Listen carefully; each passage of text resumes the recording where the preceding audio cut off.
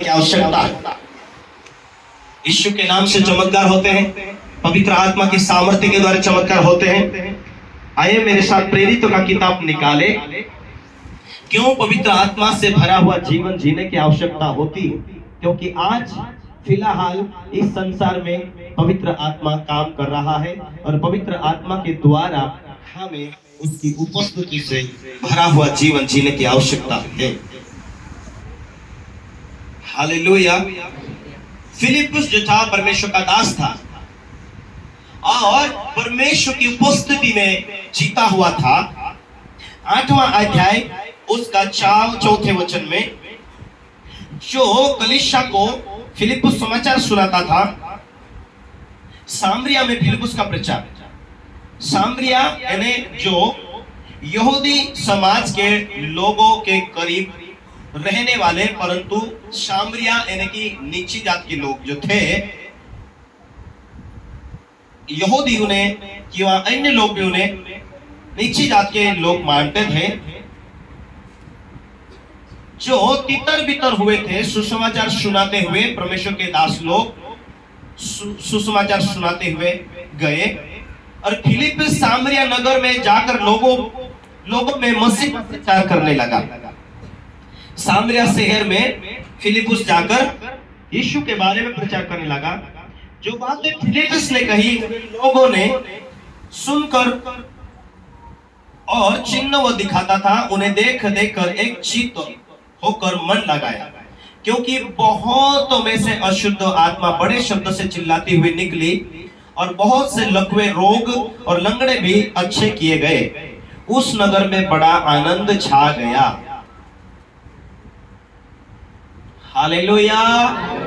विश्वासी लोगों, फिलिप्पुस के हाथों से क्या चमत्कार हुआ? लंगड़े चले, लकवे के रोग अच्छे किए गए, दुष्ट आत्मा को निकाला। हालेलुया। ये बड़े बड़े काम हुए सामरिया के लोगों में, सारे लोग चकित हुए। लेकिन सामरिया शहर में एक बहुत बड़ा जादू टना करने वाला व्यक्ति था। जादू टना कर करके लोगों को बहका देता था। इसलिए ध्यान रखो, शैतान भी चिन्ह चमत्कार करता है। Hallelujah, hallelujah. आइए उसमें 9 में पढ़े, 8 का 9 में। इससे पहले कि उस नगर में शिमोन नामक एक मनुष्य था, बाद में तो चेला बना, लेकिन पहले कौन था वो? जादू टना करके सामरिया के लोगों को चकित करता था, अपने आप को बड़ा पुरुष बताता था, छोटे से बड़े तक सब उसका सम्मान करते थे। यह मनुष्य परमेश्वर की वह शक्ति है जो महान कहलाती थी। ऐसे उसे जानते थे, ऐसे उसे मानते थे। कौन था? जादूगर शिमोन। हाँ, छोटे से बड़े सब उसका सम्मान करते थे। यह मनुष्य परमेश्वर की शक्ति है, ऐसा कहते थे। हालेलुया। उसने बहुत दिन से उन्हें अपने जादू के कामों से चकित कर रखा था। कौन? शिमोन। और इसीलिए वे उसको बहुत मानते थे। परंतु जब उन्होंने फिलिप्पुस का विश्वास किया, जो परमेश्वर के राज्य के बारे में यीशु का नाम का प्रचार सुनाता था, लोग क्या पुरुष क्या स्त्रियां बपतिस्मा लेने लगे। तब शिमोन स्वयं भी विश्वास किया, बपतिस्मा लेकर फिलिप्पुस के साथ रहने लगा और चिन्ह बड़े बड़े सामर्थ्य के काम होते देखकर चकित हुआ। हालेलुया, हालेलुया, आमीन। जहां पर सुसमाचार सुनाना कितना कठिन है। Hallelujah, hallelujah. आप जब मूसा को देखते हैं, मूसा चिन्ह चमत्कार काम करने लगा फिरौन के सामने। फिरौन भी चिन्ह चमत्कार काम करने वाले लोगों को लेकर आया, लेकिन मूसा के हाथ में लाठी थी, नीचे रख दो तो बड़ा सांप बन जाता था और फिरौन के सारे सांपों को वो खा जाता था। चकित हुए। आप परमेश्वर के लोग हो, आपके चिन्ह चमत्कार के सामने दुनिया के कोई चिन्ह चमत्कार भी हो वो फीके पड़ जाएंगे, क्योंकि आपके अंदर जो स्वर्गीय परमेश्वर काम करता है वो अद्भुत रीति से काम करता है। वो आपकी प्रार्थना को सुनकर आपके सोचने से भी बड़े चिन्ह चमत्कार करने वाला यीशु है। Hallelujah, hallelujah. इसीलिए मेरे प्रियो, आपके अंदर जो परमेश्वरीय ताकत है वो आपके सोचने, आपकी प्रार्थना से भी बड़े काम कर देता है। इसीलिए आप छोटी बुद्धि से आप ना सोचे, मेरा परमेश्वर मेरी प्रार्थना से भी बड़ा काम करेगा, ये सोचना जरूरी होता है। हालेलुया। इस संसार के अंदर आपके साथ में यीशु रहकर वो बड़े चिन्ह चमत्कार दिखाना चाहता है। इस दुनिया में यदि जादू टोना के द्वारा लोग बड़े बड़े चिन्ह चमत्कार दुनिया में दिखा रहे होंगे, तो मेरा यीशु आज के बाद आपकी प्रार्थना को सुनकर बड़े बड़े चिन्ह दिखाने वाला है। Hallelujah, hallelujah, hallelujah. इसीलिए परमेश्वर की उपस्थिति के द्वारा आपको लगातार बने रहने की आवश्यकता है। आमीन। जब जादू टना करने वाला शिमोन इतने बड़े चमत्कार दिखा रहा था, सामरियों को चकित करता था, पर जैसा ही फिलिपुस गया तो फिलिपुस के हाथों से दुष्ट आत्मा निकलती थी, क्योंकि वो परमेश्वर की सामर्थ उसमें थी। फिलिपुस जैसा प्रार्थना करता था, लंगड़े चलते थे, कई सालों से लकवे के रोग चंगे होते थे। इसीलिए सारा सामरिया ने विश्वास किया और वो जादू टोना करने वाला शिमोन भी आकर बपतिस्मा लेकर विश्वास के द्वारा फिलिपुस के साथ रहकर सेवकाई करना शुरू किया। Hallelujah, hallelujah, hallelujah. आप सोचते हैं ना अपनी बुद्धि से, परमेश्वर काम करेगा कि नहीं, ये लोग तो ऐसे हैं, ये लोग तो वैसे हैं, ये लोग तो बहुत ढीठ है। लेकिन जब यीशु मसीह आपके माध्यम से काम करने लगेगा तो आप सोचेंगे भी नहीं, ऐसे ऐसे लोगों को चेंज होते हुए, ऐसे ऐसे लोगों को बदलते हुए देखेंगे, ऐसे ऐसे लोगों के जीवन में पवित्र आत्मा काम करता हुआ देखेंगे। इसीलिए अपने प्रियो, परमेश्वर आपके सोचने से, आपके मांगने से बड़े काम करने वाला परमेश्वर है। इसीलिए जो सामर्थ आपके पास में उसे काम लगाओ।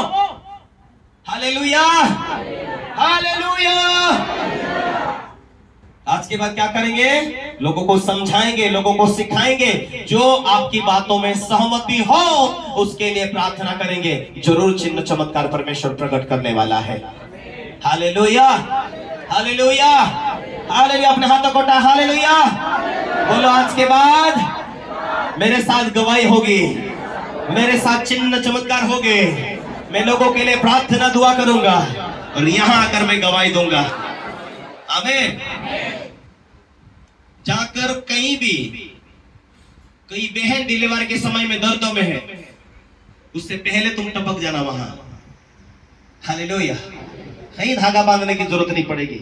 मेरी बहनों, तुम जिस बहन को दर्द उठाती हुई देखती हो, उसको जाना, यीशु के नाम का सुसमाचार सुनाना। विश्वासी लोग हैं, उनको जाकर श्राप तुड़वाना, श्राप तुड़वाना, प्रार्थना करना, नॉर्मल प्रार्थना करना। Hallelujah, hallelujah. जो आदम हवा के ऊपर जो श्राप थे, उन श्रापों को मैं इस बहन के ऊपर से वापस लेती हूँ और यीशु के नाम में सारे श्रापों को तोड़ती हूँ, क्योंकि उन सारे श्रापों को तोड़ने के लिए ही परमेश्वर ने यीशु मसीह को भेजा है। उसी यीशु के लोगों में इस बहन के पीछे श्रापों को तोड़ती हूँ। जैसे आप बोलेंगे, बच्चा बाहर होगा बिना दर्द से, क्योंकि उन सारे श्रापों को तोड़ने के लिए प्रभु अपना मानव जाति के बोझ को उठाने के लिए यीशु मसीह दुनिया में स्वर्ग छोड़कर आया है। हम सारे लोगों की बोझ को हल्का करने के लिए, हम मनुष्य के बोझ को मिटाने के लिए यीशु ने क्रूस के ऊपर बलिदान हुआ है, कुर्बान हुआ है। तुम्हारी गरीबी को झेलने के लिए वो कुर्बान हुआ, तुम्हारे सारे श्रापों को मिटाने के लिए वो कुर्बान हुआ, तुम्हारे दुखों को मिटाने के लिए वो कुर्बान हुआ। हालेलुया। तुम्हारे दर्द को उसने खुद झेल लिया।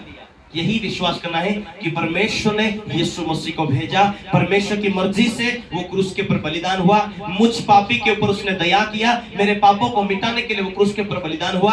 अब मैं विश्वास करता हूँ, अब मैं यीशु के नाम से प्रार्थना करता हूँ, उसके लहू की ताकत के द्वारा मेरे ऊपर से सारे श्राप टूट चुके। हालेलुया। विश्वासी लोग बोलते ना, मसीह यीशु में आ गया तो श्राप के तले नहीं है, सारे श्राप टूट गए। तो मैं विश्वासी लोगों को पूछना चाहता हूं, यदि आप श्रापों से आजाद हो चुके हैं तो बीमारी क्यों है?